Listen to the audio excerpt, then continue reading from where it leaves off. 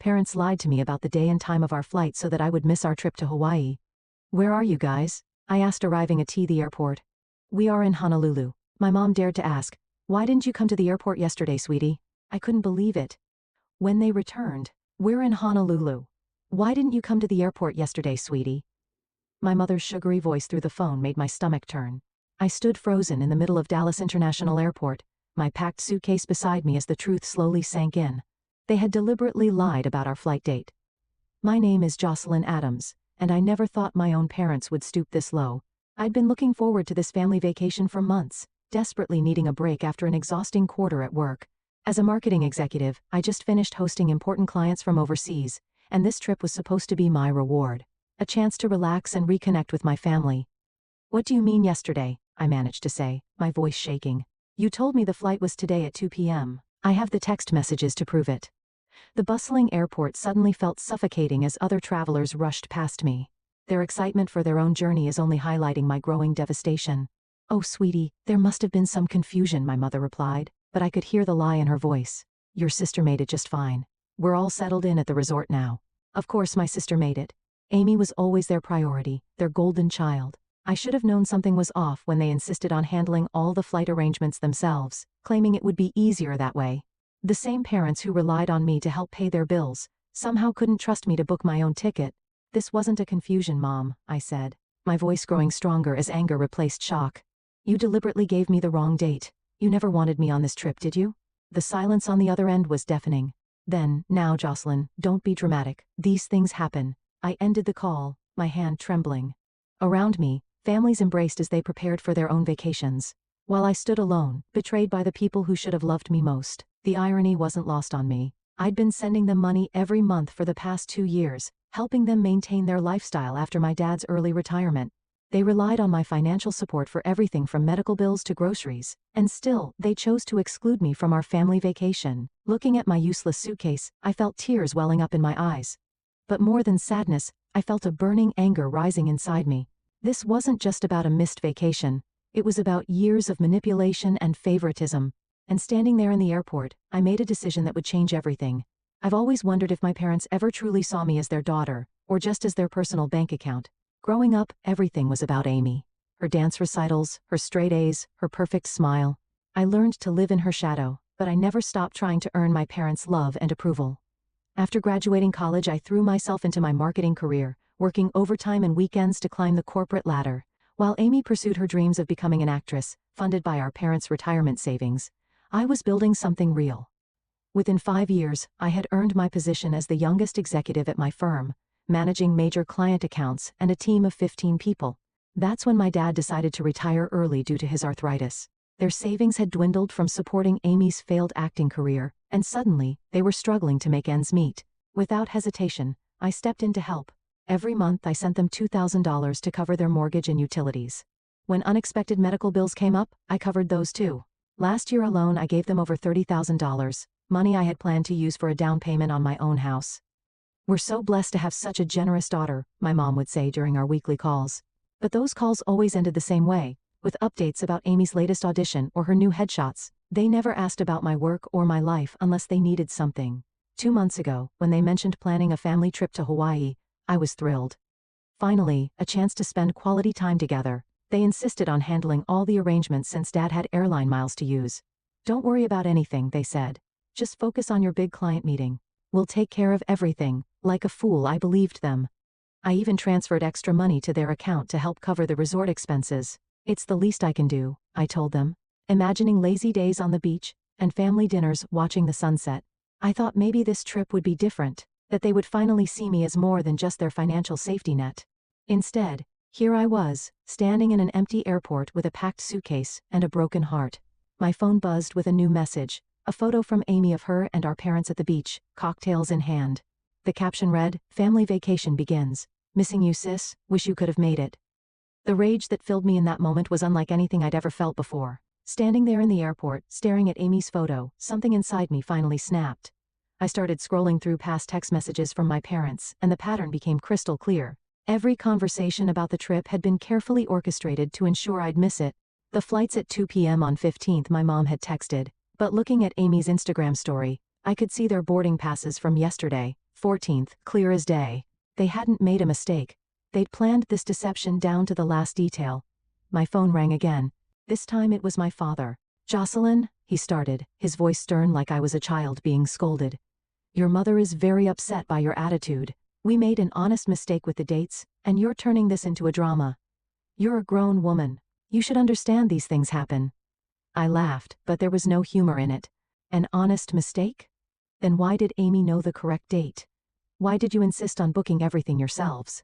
Why have you been lying to me for weeks? "Now listen here," he began, but I cut him off. "No, Dad, you listen. I just checked my bank statements. Last week, I sent you $3,000 for this trip. Was that a mistake too? Or did you just take my money knowing you'd leave me behind?" The silence that followed told me everything I needed to know. "Jocelyn," he finally said, his voice softer now, trying a different approach. "You know we're on a fixed income. We needed that money for the trip. You're doing so well in your career. You understand about making sacrifices for family, don't you?" My hands were shaking so hard I could barely hold the phone. "Sacrifices for family? I've been making sacrifices for years. I've given up my savings, my dreams of buying a house, everything to support you and Mom. And this is how you repay me? Don't be selfish," he snapped. "Your sister needed this vacation. She's been under so much stress with her acting career and her acting career?" I interrupted, my voice rising. "You mean the hobby you've been funding with my money while she lives rent-free in your house? The auditions that never lead anywhere while I work 60-hour weeks to support all of you? That's enough," he shouted. "I won't stand for this disrespect. You've changed, Jocelyn. Money has made you cruel." In that moment something shifted inside me. The hurt was still there, but now it was hardening into resolve. "You're right about one thing, Dad. I have changed, and things are about to change even more." I ended the call and opened my banking app. It was time to close the Bank of Jocelyn permanently. The drive home from the airport was a blur of anger and determination. I spent the evening documenting everything, screenshots of text messages, bank transfers, a detailed spreadsheet of every penny I'd given them over the past 2 years. The total made me feel sick. $47,850. That's what my parents' love had cost me. The next morning I walked into my bank and closed the joint account I'd opened to transfer money to them. Then I called my company's HR department to remove my parents as beneficiaries from my life insurance policy. With each step I felt lighter, as if I was finally breaking free from invisible chains. That's when the messages started flooding in. First came the guilt trips from my mother. "I can't sleep knowing you're upset with us. This is tearing our family apart. How could you be so heartless?" Then Amy joined in. "Oh my God, you're being so dramatic. It was just a miscommunication. Mom's crying every day because of you." But it was my father's message that really showed their true colors. "We raised you better than this. After everything we've done for you, this is how you repay us? Your mother needs her medication refilled this week. Don't you dare abandon your responsibilities to this family." I stared at my phone, amazed by their audacity. My responsibilities to the family? What about their responsibility to treat me with basic respect? Instead of responding, I drafted a clear, firm email. "Dear Mom, Dad, and Amy. I've done a lot of thinking since yesterday. The Hawaii incident wasn't a miscommunication. It was a deliberate choice to exclude me while still taking my money. This pattern of behavior ends now. Effective immediately, I am cutting off all financial support. The money I've provided was a choice, not an obligation. You'll need to find another way to cover your expenses. Do not contact me about money again. I need time and space to reevaluate our relationship. Thanks." Within minutes, my phone exploded with calls and texts. My mother left sobbing voicemails about how they'd lose the house. Amy sent angry messages calling me selfish and heartless. My father's texts grew increasingly threatening, warning me about consequences if I didn't come to my senses. I blocked them all. That evening, as I sat alone in my apartment, doubt tried to creep in. Years of conditioning had taught me to put their needs first, to believe I was selfish for having boundaries. But then I remembered standing in that airport, realizing they had planned and executed their betrayal while spending my money. The next day at work, I received an unexpected visit. My Aunt Rose, my father's sister, walked into my office. "I heard what happened," she said, sitting down across from me. "Your parents asked me to talk sense into you." I braced myself for more guilt trips, but Rose surprised me. "What they did was cruel, Jocelyn. I've watched them take advantage of your kindness for years. It's time someone told you the truth. You deserve better than this." Tears welled up in my eyes as she reached across the desk and squeezed my hand. "Finally, someone in my family saw me. Really saw me." "They'll try everything to pull you back in," Rose warned. "Stay strong. You're doing the right thing." 2 weeks after sending that email, I discovered something that made the Hawaii incident look trivial. Rose called me during my lunch break, her voice tight with concern. "Jocelyn, I need to show you something. Can you come to my house after work?" When I arrived, she had a stack of papers spread across her dining room table. "Your father came to me last week asking for a loan. He let slip some things that didn't add up, so I did some digging." What she showed me made my blood run cold. Bank statements, loan applications, and credit card bills painted a disturbing picture. My parents hadn't just been using my money for basic expenses. They'd been living far beyond their means, counting on my support to cover their extravagant lifestyle. "Look at this." Rose pointed to a credit card statement. "They took out a new card in your name 3 months ago. Have you checked your credit report recently?" My hands shook as I pulled out my phone and downloaded my credit report. There it was, a $15,000 credit card I never knew existed. They had used my social security number and personal information to open it. "That's identity theft," Rose said quietly. "It's a crime, Jocelyn." I felt like I couldn't breathe. How could they do this? "There's more," Rose continued. "Remember that story about Amy's acting career? She's not even in California for auditions. She's been living at home this whole time, working part-time at a local coffee shop. The money they claimed was for her headshots and acting classes. They've been using it for gambling." The room spun as pieces fell into place. The constant request for more money, the vague explanations, the guilt trips when I asked questions. It wasn't just emotional manipulation, it was fraud. My phone buzzed with a text from my mother. "Please, sweetie, we need to talk. Your father's having chest pains from all this stress. If anything happens to him, it'll be your fault." I showed Rose the message. She shook her head. "More manipulation. They're desperate because their house of cards is falling apart without your money." "What should I do?" "You have 2 choices," Rose said. "You can press charges for the identity theft, or you can handle this privately. But either way, you need to protect yourself." I thought about years of sacrifice, of putting their needs before mine, of believing their lies. The chest pains, the tears, the guilt trips. It was all part of their game. "I want to talk to them one last time," I said, face to face, "but I need you there with me." Rose nodded. "I'll set it up. But first, we need to gather evidence and freeze your credit. They've shown you who they really are, Jocelyn. Believe them." That night, I couldn't sleep. I kept thinking about all the dreams I'd put on hold to support them. The house I wanted to buy, the vacations I never took, the savings I should have had. They hadn't just stolen my money, they'd stolen years of my life. But as I lay there, something else occurred to me. For the first time in my adult life, I felt truly clear-headed. The fog of manipulation was lifting, and in its place was a steel-like resolve. They wanted to play games? Fine. But this time, I would be the one making the rules. The confrontation was set for Saturday afternoon at Rose's house. I spent the morning with a lawyer, understanding my options regarding the identity theft. Then I prepared a folder with all the evidence, the credit card statements, bank transfers, text messages, everything. I needed them to understand that their game was over. When my parents arrived, Amy was with them. She looked nothing like the carefree girl in those Hawaii photos. Her face was drawn, guilty. They filed into Rose's living room like children called to the principal's office. "Thank you for coming," I began, my voice steady. "I've discovered some things we need to discuss." "Jocelyn," my mother interrupted, tears already starting. "Before you say anything, you need to know no." I cut her off. "I'm talking now." I pulled out the credit card statements. "Would anyone like to explain this?" The color drained from my father's face. Amy looked confused, but my mother jumped in quickly. "It was an emergency.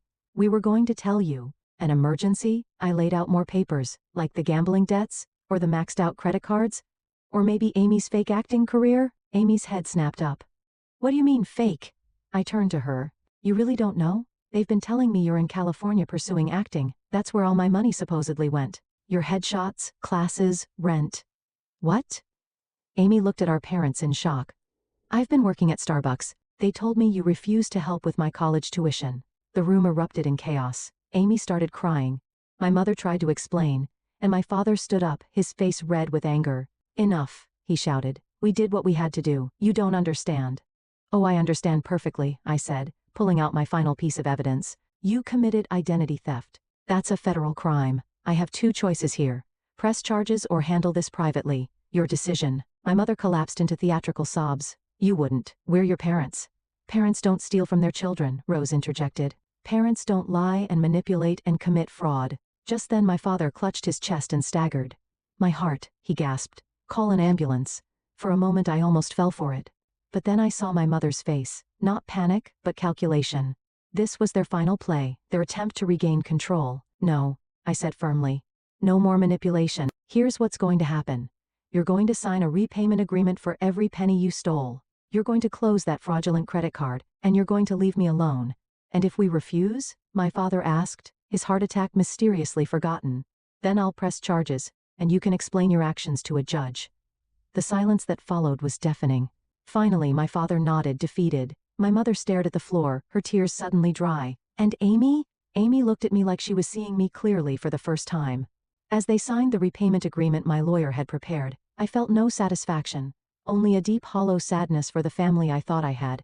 In the weeks that followed, my parents' carefully constructed facade crumbled completely. Without my financial support, they were forced to sell their house and move into a small apartment. The repayment agreement meant most of their retirement income went to paying back what they'd stolen from me. It wasn't revenge. It was justice. Amy moved in with Rose temporarily while she figured out her next steps. She called me one evening, her voice small and uncertain. I had no idea what they were doing, she said. All these years, they've been playing us against each other. I'm so sorry, Jocelyn. Her apology meant something, but it couldn't erase years of damage. Still, it was a start. My parents made one final attempt to manipulate me. They showed up at my office unannounced, causing a scene in the lobby. We'll lose everything, my mother wailed. After all we've sacrificed for you, I stood my ground surrounded by concerned colleagues. You lost me, I said calmly.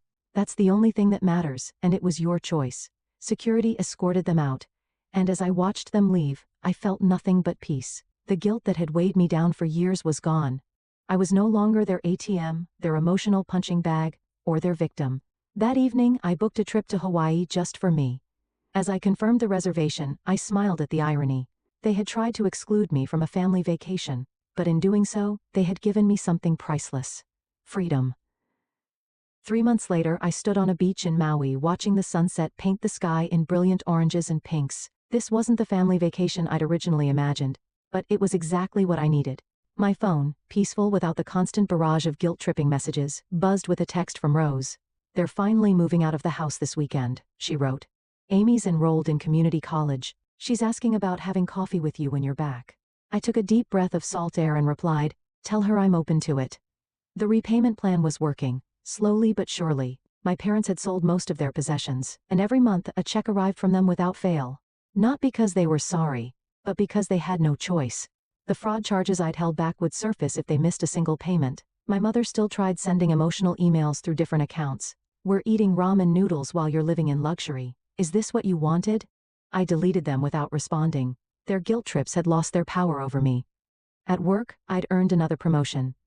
The energy I used to spend managing my parents' chaos now went into building my own life. I'd even started looking at houses, a dream I'd put on hold for years while funding their lifestyle. Standing there on the beach, I finally understood. Sometimes the happiest endings don't involve forgiveness or reconciliation. Sometimes they're about walking away and choosing yourself. My parents had planned this Hawaii trip to hurt me, but instead, they'd set me free.